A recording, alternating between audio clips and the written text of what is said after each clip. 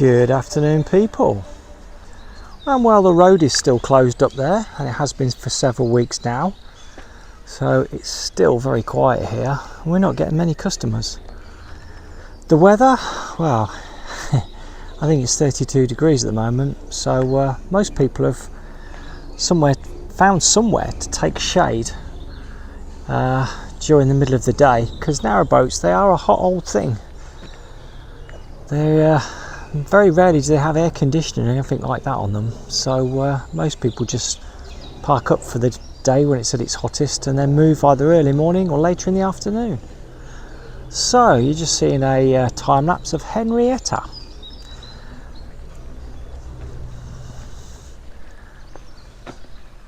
This is an Elton Moss boat. They do an awful lot of timeshare boats, but this is a private boat. I don't think these are built in the UK. I think they're still being built abroad. So, right, what have we got? Well, bolt-on anodes, and that's getting a bit low there, that one is. Whether that'll last 2 years, I don't think it will. Probably benefit from new ones. Awful lot of bare exposed steel. This looks to me like this is mil scale, and it looks to me like this boat has been done with a 2-pack at some point, because you can see the primer underneath it, the yellow, which isn't a good idea because it doesn't stick that well, as you can see. It just comes off in chunks. Very green on the side here, and rough to the touch as well. And just areas like this that are going to need feathering in with a wire wheel to take this sharp edge off. Centre anode, well, it's got 3 down this boat, so the one at the back doing absolutely fine. Again, we just got all this mil scale here, you can see. I'm pretty sure this hasn't been shot blasted. Doesn't look like it to me. You wouldn't be able to see these abrasions from the side of the sheet where they ground it down for the weld.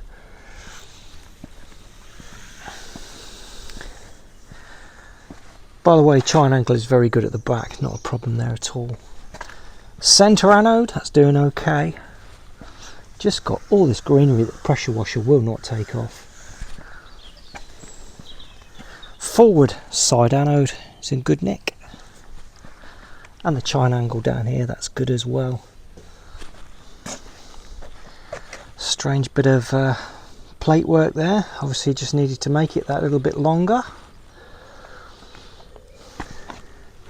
This has been built out of, looks like 8x4 sheets. You can see the welds here, and then the next one is here, like that there. A lot of boat builders now actually just get a huge sheet and have one joint in the middle, but it's whether you can get them or not. Got a camera in there, don't know what that's all about, but hi. So front anode is a bolt-on.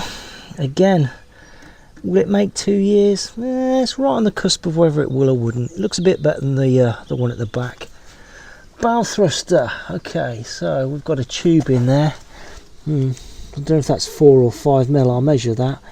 It's got some covers on it. We'll get those off and have a look. It's quite a small tube, and it looks like the bow thrust has been put tight up at the other end, so you can actually get at the impeller. Again, lots of greenery. Bit of rust on the waterline. Moving on to the port side, again we've just got bits of this 2-pack which has fallen off. Front anode the same as one the other side.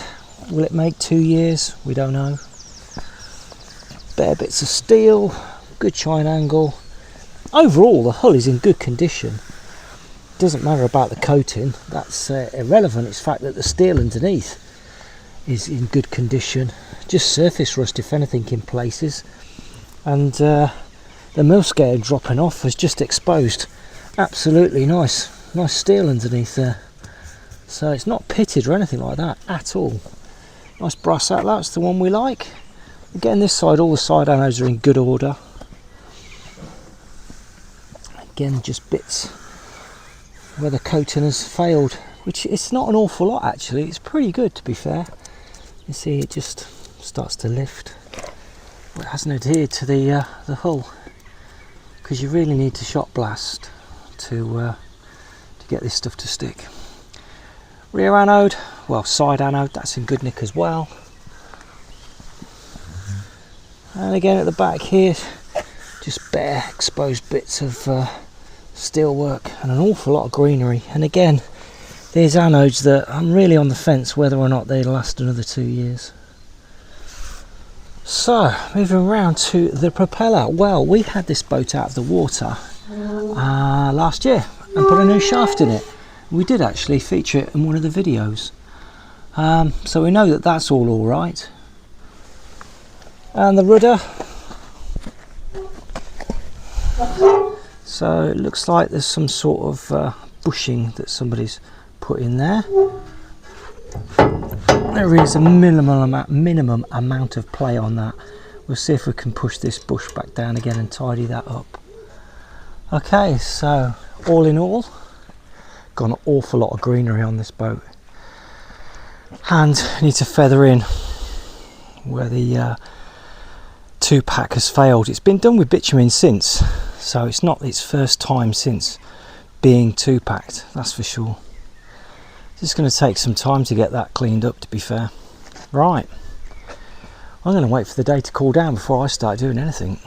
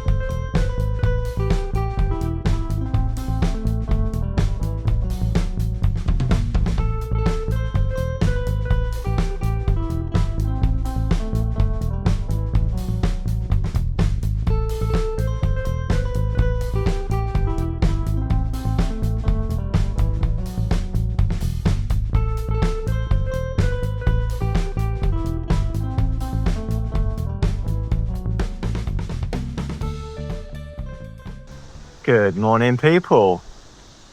And it's bright and early. Got an awful lot to get done today. Might all turn out to be quite a long day. It's just 7 o'clock. And trying to beat the heat today 'cause it has been very warm this past few days. So, jobs I've got to do. Got a new seal needs fitting. So, it's a Vitus one. There are other ones available, but the owner has decided to stick with the genuine one. So that needs replacing down there. And then we've got an engine service to do. So, best get cracking before it gets too warm.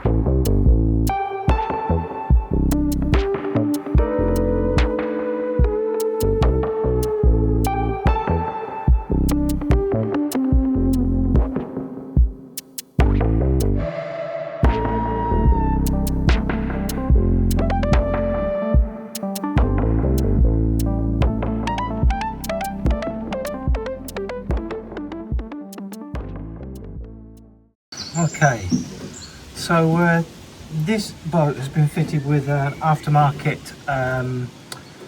fuel filter. Now, the genuine ones are very expensive, but they also have a hole in the bottom of them, which a bung goes into, which has to be made out of metal. It can't be plastic for regulation purposes. So I have come across this where aftermarket ones have been fitted, which we also supply as well to these ones. But people have thrown away this filter along with the bung in the bottom. So it is a really good idea, if you are going to go for the cheaper option, to actually remove the bung and keep it, just in case you can't get an aftermarket filter, because these, well, I've found in the past these to be quite hard to source. So just a bit of advice so you don't get into trouble: keep the bung out of the original filter.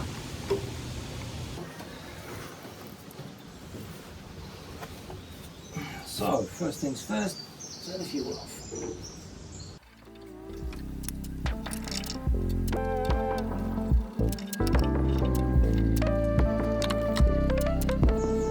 State of the fuel, not good. Filter's doing its job though.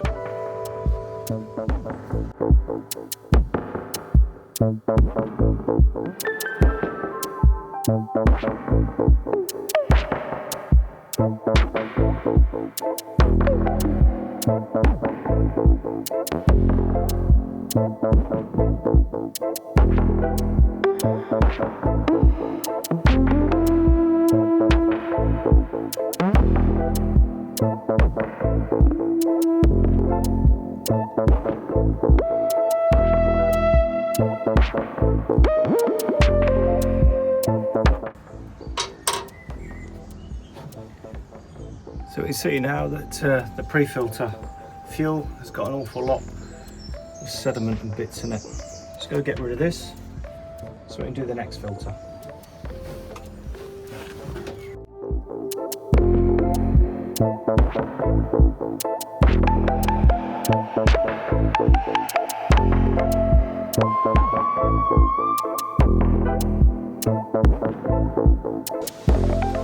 So this one isn't very good either. We can see that whatever that is making its way through to the primary filter.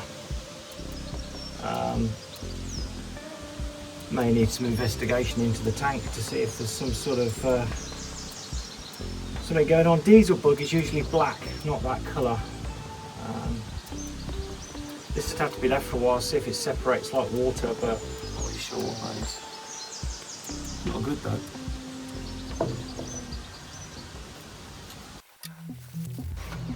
Right, turn the fuel back on.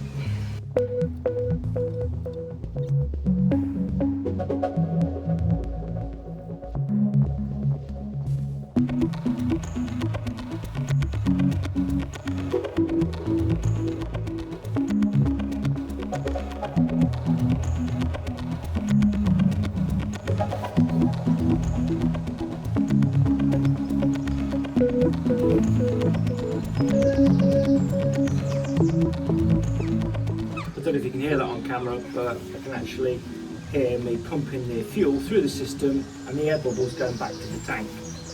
But you probably can't hear that up there.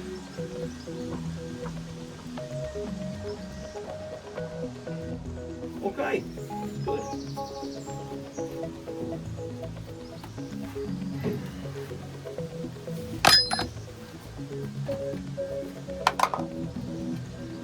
Seen better days.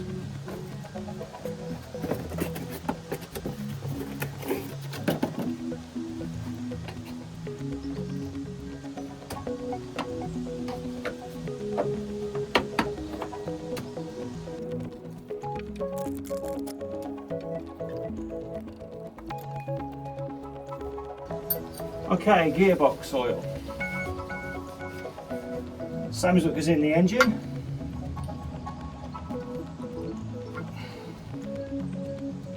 I always just dip it, don't screw it back in, put it on the back of your hand or a glove, and you can see it's a lovely clear colour. Doesn't smell burnt or anything, so there is no need to change that.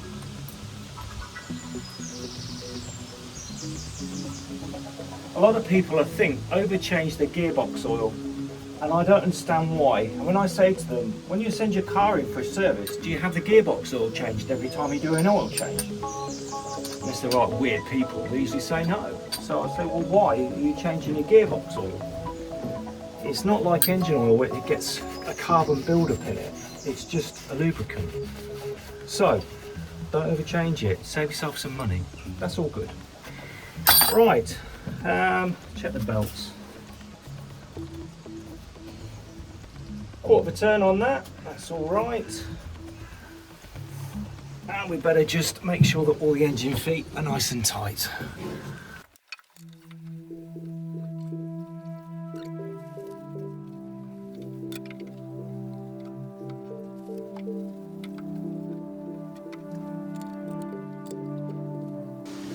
So they're all tight.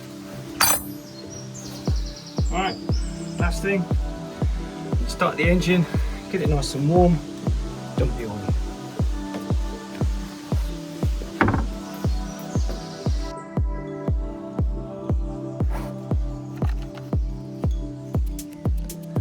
Always carry a key for one of these things, you never know.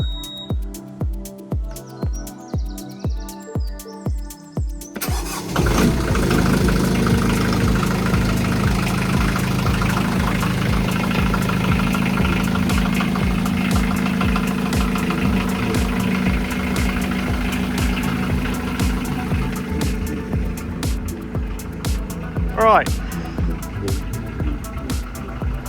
go and have some breakfast, let that warm up.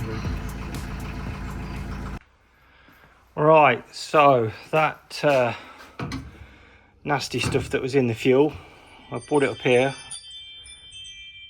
and tried to pour the diesel off of it, just so I've got that. I've poured it out on some cardboard, a bit of paper, but a bit inconclusive.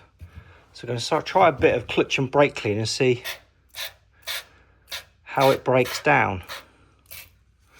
And the way it separates into beads, it definitely looks like it's a water-based rather than oil-based. I'm not exactly sure what it is, but I mean, I did wonder whether it was an additive that the owner's been putting into the tank and he's just got a lot of it, or what it is. But I think it's going to need to be monitored, and on the next fuel filter change, see what it's looking like then.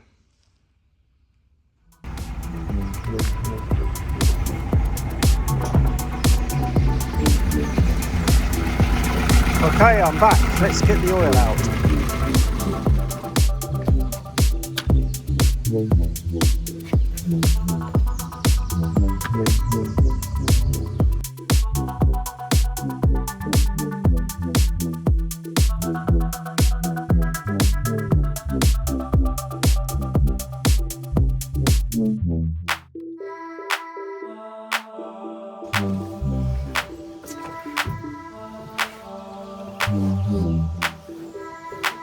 Right, going to need a funnel, or a turn dish as some people call it.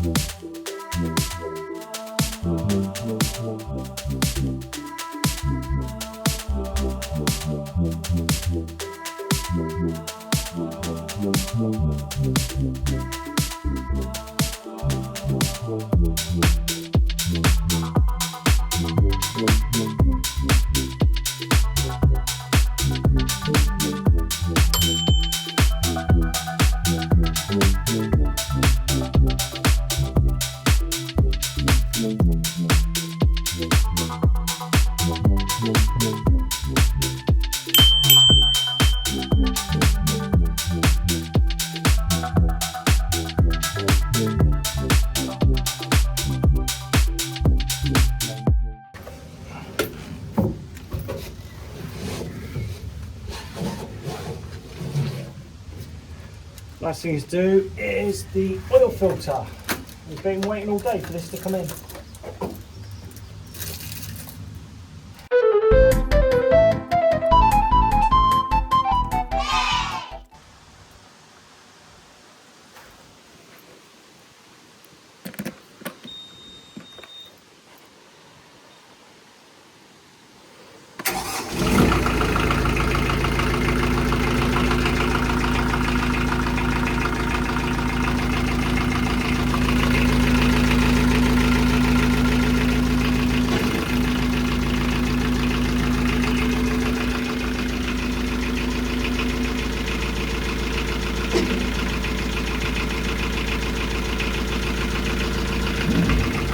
Right, chalk that one up as a win.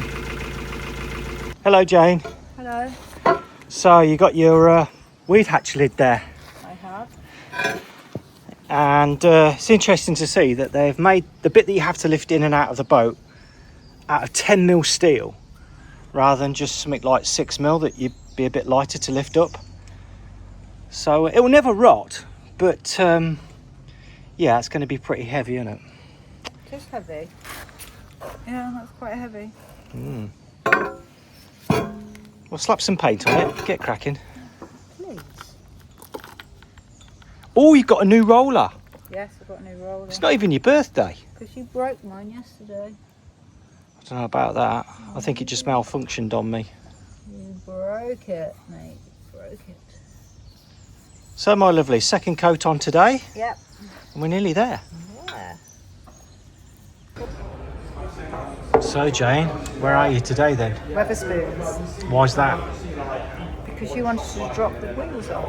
I thought just because it was blooming hot this week, and we need to patch our thirst because we've been working very hard. So, guys, unfortunately, there is no cake of the week this week. It's just Cider of the week. Copperberg, strawberry and lime, and a pint of Kronenberg. Enjoy. So after that refreshing pint, let's get these anodes bolted back on again, and the bow thruster covers. So the owner has decided to have that bottom rudder cup changed. Let's get everything unbolted and get it out.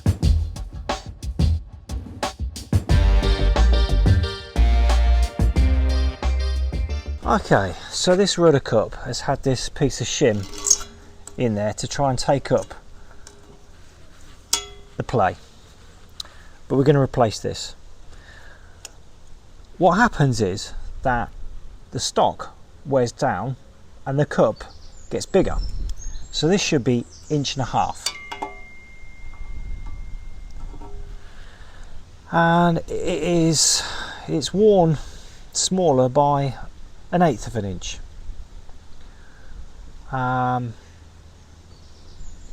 Yeah, about 1/8 of an inch. And the cup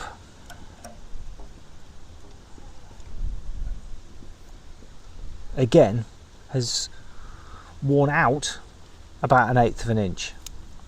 So if you buy a standard cup for one of these, it's going to be 1.5 inches, which means it's still going to have play in it because that's worn smaller. So what I do is I get these billets made up which have a hole put through them, that then I can open that up exactly to the same size to what the stock has worn down. So that should go in there. So what I need to do next is to chop this one off, take this up, put it in the lathe and open it out to the right size. The owner also wanted these fins taking off of the paddle on the rudder. I presume they were originally put on as a foothold to climb back onto the boat, but he thinks he's getting a little bit of play or judder from having them fitted, so we've removed them to see if it makes a difference.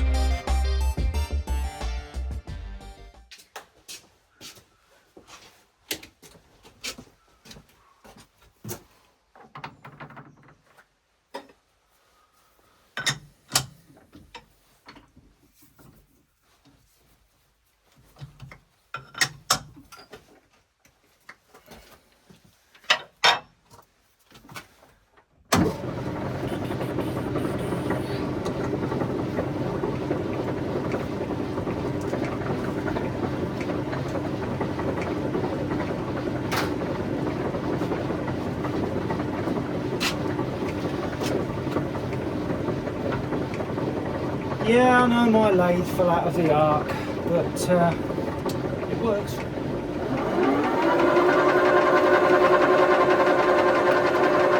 Oh, sort of.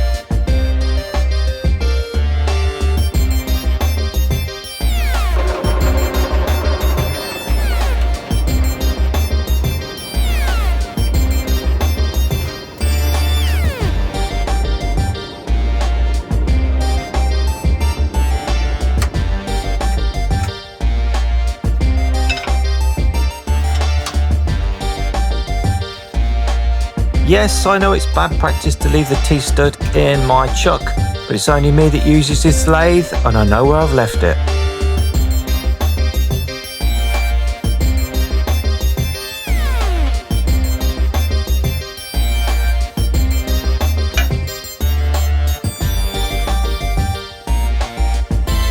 All that remains to be done now is to machine the cup down to the right height.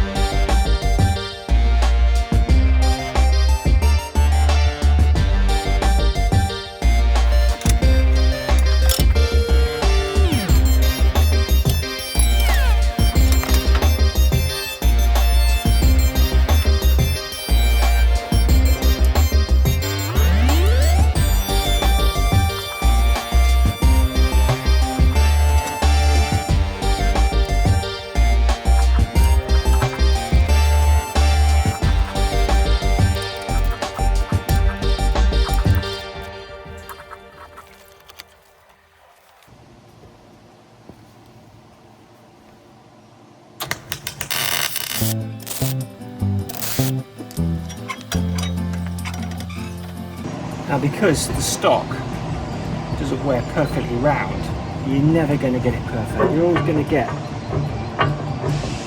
little bit of play, but it's a lot less play than what it had before. Right, if it all looks up right at the top, which I think it does, let's get it welded there.